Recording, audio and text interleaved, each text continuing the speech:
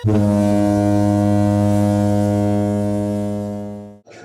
welcome, bienvenidos to the IDC podcast on the Waterfront, this place where we give voice to our people, to the dog workers, to can explain our struggles, our problems, strategies, projects, definitely all that we work on the dogs, the dog workers. And today for me it's an amazing day. We have people from the other side of the world, from Barcelona, just in the other side of the planet. We have Carl Findlay, National Secretary from the MUNZ, the Maritime Union of New Zealand, and Craig Williams, the Secretary Treasurer of the MUNZ. Welcome and thanks for being here, guys. Oh, thank you for having us, Jordi.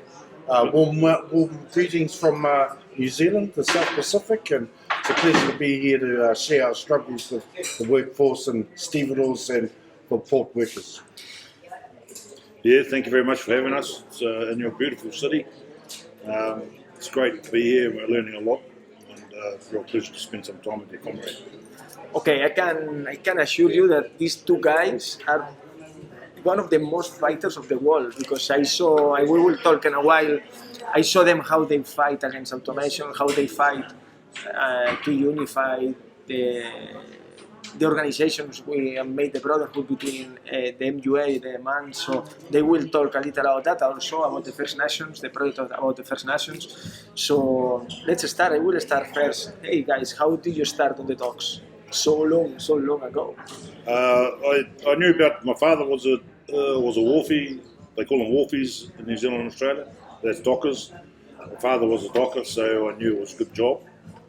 And when I finished my footy career, I decided I wanted to head to the wharf and get involved with the union. So I got a casual job down there and just moved from there. I was working in driving vehicles, looking for good work, and got a job at the port down in Auckland, and spent 25 years there doing the slot, doing the shift work, working on cranes, straddles, what we call foreman, leading hand on ships, and through that time working with health and safety, working in all different roles, training. And so when automation came, we were in quite senior positions at the workplace, and essentially automation threatened our livelihoods, our incomes for our families, and careers for our workers. So when that happened, we had to do something about it, and we had to act. Which year was that, more or less? 2015. It's funny, we had that dispute from 2012 to 2015. We finally got our collective agreement, which is, sorry for the swearing, it was a sit sandwich deal, but we signed it because we needed to survive. And then 2 weeks after signing it, the port company announced they were going to automate. Yeah. So I will enter that now. Yeah. Okay, let's enter on that about automation.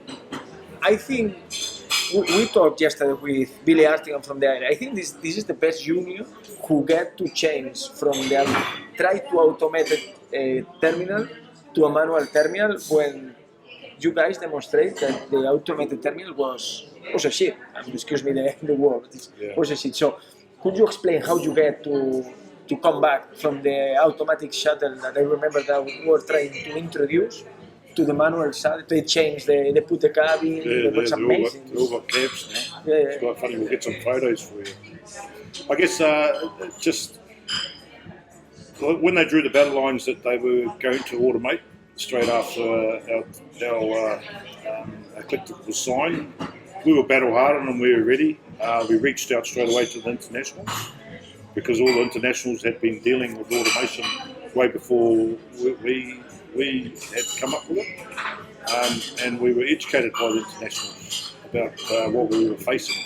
So it's because of that education we understood the argument, and we articulated a fight back plan, which involved local council, because in New Zealand they own the ports. Each region council owns the ports. It's not owned by a global network terminal operator.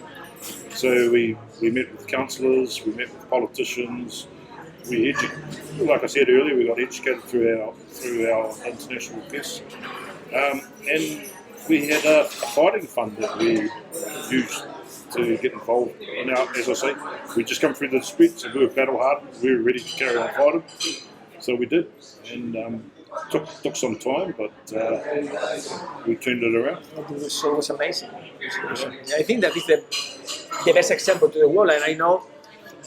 Talking with Dennis, he put an example where he had a meeting with his government of the past. Hey guys, you have the example that this shit automation doesn't work. So I want to congratulate in the name of all the dog workers around the world, because your work was amazing on this, and especially because the position of the MUNZ has been always of the objective or the challenge is to eliminate the automation from the dogs. So this is something that not all the unions can tell, the same as you guys. It was, I think we have to really put it into context. So prior to the threat of automation, we had been, delegates had been attacked, had been sacked, conditions had been stripped. We were working in a harsher environment in terms of rosters and hours of work. So when Carl says we were hardened. And then when the automation came, I think what's really interesting is that it was an existential threat, you know, and that puts everything in perspective. There's no more little moans, no more little niggles or disagreements.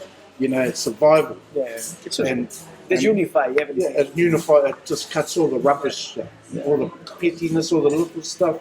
Just makes it very clear that what we have to do. So we had a strategy that involved the international straight away, looking out for assistance, help, and that's information, money, whatever we can. And then there was the political, which is government, and councillors like Carl says, and then there was the legal as well, looking at every legal, and no stone unturned. Yeah, and there's a coming through that, we're far stronger because it clarifies our minds and we understand what's really important. And with the automation, what we did find out is that it was never about productivity. It was never about making things better for workers or even the business itself. It was only about removing the union from the workplace. yeah. And once we knew all these things, now we know them. Now we've established it, and that's a lot of, you know, that's part of our success, is that we now can see the truth for what it is, and we're better positioned for it in the future. And hopefully others can learn from that as well. And the truth is, automation is not safe, and it's nowhere near as productive. Efficient, not productive, not. And machines don't pay taxes. Yeah. So who had the interest? Yeah. The shipping lines, Yeah, the operators. exactly. Who win with that? The others, and not the county, not the region, not the city. So at the same time, in the last process that you start was the merge together of the MUNZ, the Maritime Union of New Zealand with the MUA has been something amazing for the people. You know, that is something that we are looking like how in the US also there are very good connections now between the East Coast, the West Coast, the East and the West, ILA, ILW, the MUA, the MUNZ, Unite, ACB Transcom. So I think we are in a good moment. But what is your views about your alliance? What is, do you expect make some actions, join actions together against, for example, DP Wall, that could be one of the best targets that we have now in the table? What do you think? The challenge of this alliance is to be together on action? Yeah, very much so. They're you know, our history goes way back. We've always been side by side, and conflicts, you know, even go back to the war. But our countries are so close together. So we you know, they're our big cousin across the ditch. We take the piss out of each other all the time. We compete all the time, sports-wise, and we're looking. We've gone to a federation with the MUA. We're that close now. We're trying to formalise things. It's a little bit tough because the laws don't quite line up between the two countries, but we're going to sit down and work through that, just to make it more of a formal thing. But it absolutely has to happen. It has to happen. We have to pull closer together, and that's the next step. We'll be formalising the federation. Amazing. Well, it's a continuation of the automation. The relationships that we've forged during that time were very strong. They were a lot truer.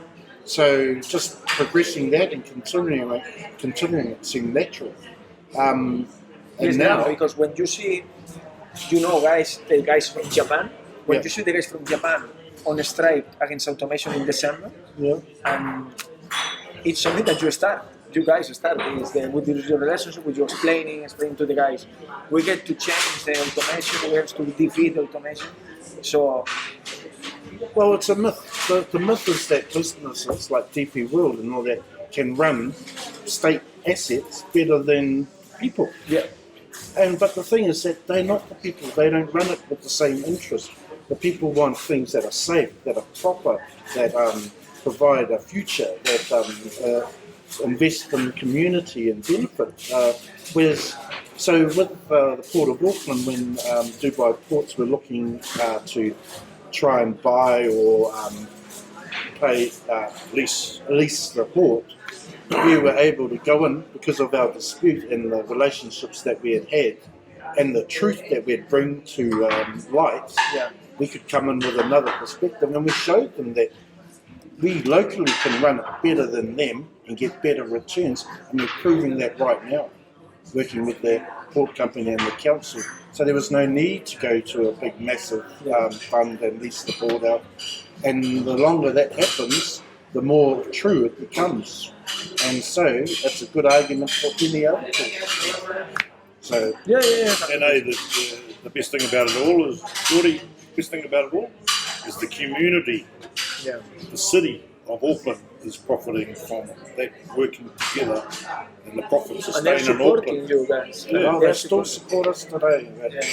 It's quite humbling to have that support, and it's an honour, and it's something that's precious. You've got to be true to it and make sure that you're meeting their expectations. Yeah, I think that with this new generation of dog workers around the world, we're trying to be part of the communities too, no? Because at the end, we live in Salvador, some struggles in the last years, and all the community was supporting us, the guys in the church, the students, the truck drivers, the same in the ILA. When we were on strike in October, the truck drivers were supporting the ILA, all the communities comes and give food or beers or whatever they can.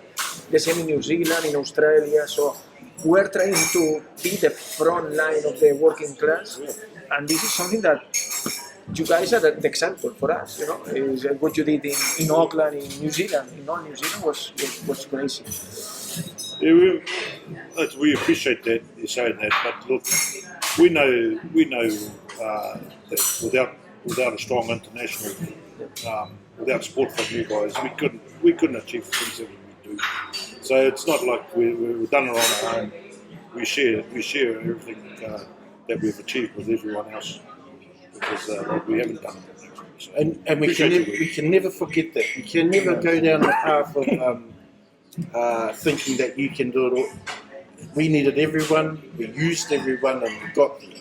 And so we've just got to make sure that inclusiveness wins the day. Getting people in on board wins the day.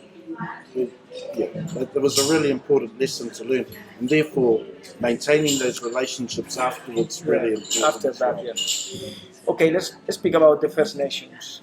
That you are one of the guys with Thomas, with a lot of people that are working with that. What role do you think that the First Nations people is shaping the future of the dogs in Aotearoa? It's difficult to mention Aotearoa, that is New Zealand in Maori. So what is your view? So that's my specialty. I'm a co-convener for the Council of Trade Unions Runanga, which is the Indigenous committee, the Māori committee for Aotearoa, New Zealand. And what that does is manifest what we have as a treaty with the Crown. Yeah. So when colonists came to New Zealand, apart from mixing it up with the locals and all the other things that came, like disease and theft of land and things like that, we wrangled a deal, treaty. And so that treaty has been core in maintaining and making sure that Indigenous have a space. And it wasn't very good, wasn't honoured for a long time, but it existed. And so now we have an obligation to look at things from an Indigenous people's point of view. And the beauty of it for me is that it allows other ways of thinking to be entertained. You know, it doesn't have to be what you're learning at the university or what the college or what the business school's putting out or what the main businesses are saying. So there's more focus on resilience, on the environment, on group and community, and unashamedly we use that. The family is important to Indigenous, not the individual. A contract's not just with a person, it's with the people they look after and their spouse and the old people that they look after. All of those values come into the Indigenous thinking. So we unashamedly use it to support what others would look at as traditional union values, and it's a good idea, mate. Yeah. Let you know that we are working along with Paul Keating and with Thomas to try to organize together under IDC a First Nation meeting worldwide. I think that you will be in July this year. That's right, in Sydney. And I am asking to the guys from Colombia that they are part of the Afro-American movement, the originators of the land, owners of the land, to come to Sydney. We will try to get them with us and try to sit all on a table and say, hey, these people have to have their voice, have to have the support and try to build initiatives to build the movement stronger, also to the global level. I think it's very important. Well, it is, and it's a way of acknowledging people. It's a way of recognising the owners, the owners, connecting with the land, connecting with the animal and the flora and fauna of the area. I think we've lost a little bit in that in the capitalist system, where it's all become commodity and transactional. And I think we have the Indigenous perspective allows us to look more holistically, and that's got to be good. And rewriting history so that it's truer, dealing with the trauma and harm of colonisation and imposing of other laws and values. So I think it's the way forward for. You know that we met the Pope last year, and one of the issues that we spoke with him is you guys have to help to the indigenous people that are losing their land with electrical, especially in South America. They are losing a lot of land, and we are preparing a meeting now with we hope that the new Pope will support us, and a meeting with the Colombian indigenous groups of people to try to work together with them to start on a strategy to have this challenge, that is the electricals that are stealing the land from them. And they say, we want to fight them and take them out. Sometimes it's impossible to take them out because the electricals both countries. That's the main driver of the capitalist system, is to exploit and extract. And that's it. They don't care about everything else and the damage that comes from it. Whereas we find the Indigenous perspective is more about caring and managing. We're having problems with, at the moment, fish stocks around the world. So you have to have a certain amount of biomass within your stock for it to regenerate. Yeah. But the capitalist system doesn't allow for regeneration. It just wants to exploit and extract. And then when it runs out, they go to another species, and they miss the whole holistic approach. Because some of those species relied on the one they just fished out, and so on and so on. So it's just like, I know I'm biased because it's your specialty. Exactly, but but I think it's right and it's true, and I think we all really know this. Yeah. Can I just add something? It's really remarkable if you actually look at New Zealand's history, what the chiefs of the day did back when they formalised and signed the treaty with the Crown. Because remember back in those days in the 1800s, the Brits weren't taking any business. They were going around the world dealing to everyone. Yeah. For some reason, they got to New Zealand. They had a few years of war, and then they decided, oh, look, we've had enough of this. We're not gonna win here, so we'll do a treaty with these guys. And the foresight of those leaders, those chiefs back then, the foresight of them to actually do that is really remarkable in my opinion. And that's something that's not celebrated in New Zealand. You're absolutely right, because essentially they invited them in, and that's a different way to approach the whole relationship, rather than they just turn up and take over and deal to you and give you a hiding. That treaty allowed them to settle there in an agreement that you look after your stuff and we'll look after our stuff. And it's provided a beautiful pathway to where we're at now with our race relations and wherever we're going. Unfortunately, this government that's in power now is trying to roll back 2 decades of hard work of getting our race relations where they should be in New Zealand. And they're trying to roll back the power of the Indigenous people. It's just wrong, and our union's fighting against it, and we're very vocal on it. We will support 100%. We will support 100%. 2 more things. First,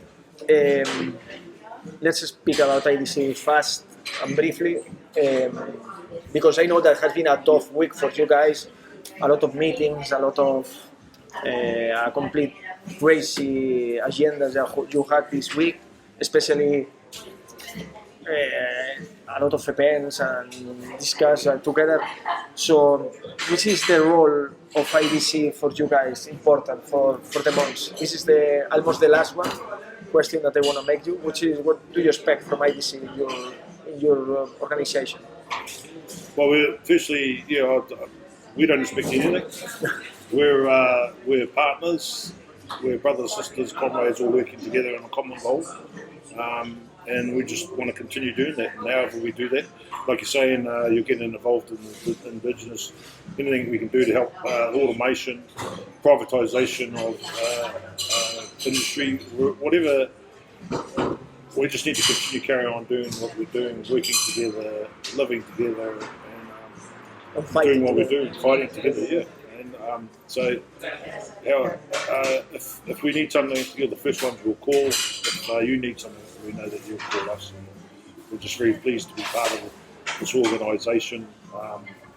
It's fantastic, and you bring a lot to the table. I appreciate you having us on board. You want to say something? Oh yeah, so my view is that, I just hope that the future's about being more inclusive. For me, I'm a dock worker, I'm a stevedore, but my position, I represent seafarers as well.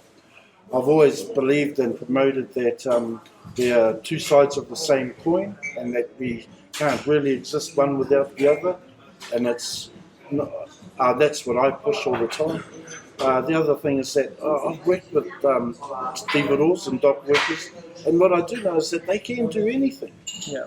We have the power, we have the brains, we have the heart, the passion, and as long as we include everyone and take people along with us, there's nothing that we cannot do. Yeah, 100%. Hey, you mentioned one word that I love, and you too, passion. That is something that if you, last Thursday or Wednesday, we have the dinner with Paddy and all the guys, you felt of that, the passion, the people, they had the passion. So with this passion, I want that you guys look into the camera. A lot of people will see this interview for sure, and you send a message to the people that are watching you guys, to send a message of solidarity, of unity. You are the example for all of us in Europe, in the US, and when they see in South America, in Africa, that a lot of people watch the podcast from Africa. When they say the guys from New Zealand talking to them, and we translate for them in French. I wanted that you address them and say, hey guys, with your passion, that it's amazing. I know that have been a tough week for you guys, but it's the last. It's the last. Oh, I guess I'll go first. You go first, boss. No. Well, once again, thank you very much for having us on this podcast. It's a beautiful thing. Just a message from New Zealand, from MUNZ. If you ever need us, we'll be there. Brothers and sisters, comrades. We're a fighting union. We're a battling union. The IDC are fighters, and if you need us, we'll be there. Kia ora whānau. Brothers and sisters around the world, we have greatly valued from your support. We 100% are behind the workers around the world and the struggles that they're having. We will do whatever we can. If you need help, if you need assistance, reach out, make contact with us. We will support you in any way we can, because we believe in the struggle. We believe that workers' rights are paramount. We believe that having dignity in work is important, and we understand the difficulties in other parts of the world. So keep the struggle, keep strong, keep going. Relentlessness wins the day, and carry the people with you when you go through your struggle.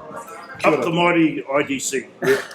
Okay, thank you guys. For me, it has been a pleasure to have you here. Thank you. For me, for us, I suppose all the people that will watch this podcast will feel the passion that you have, guys. It's the same passion that you sent it to me. That wherever I saw you and wherever I met with you guys, it's a taking honor and a taking pleasure to have here, because you are an inspiration people for a lot of people. So thank you. Remember that we are together. I think you're the inspiration, all the work you do, mate. If we are together, it's impossible to fail. Okay. Exactly. Okay. And in Maori, how we call this? If we Kei te kotaitanga, the oneness, the unity, kia kaha, strength, kia maia, kia manawa nui, this strong heart. Okay. There you go. Okay, guys. Okay, thank you, guys. Have been amazing. You're amazing. You're really amazing.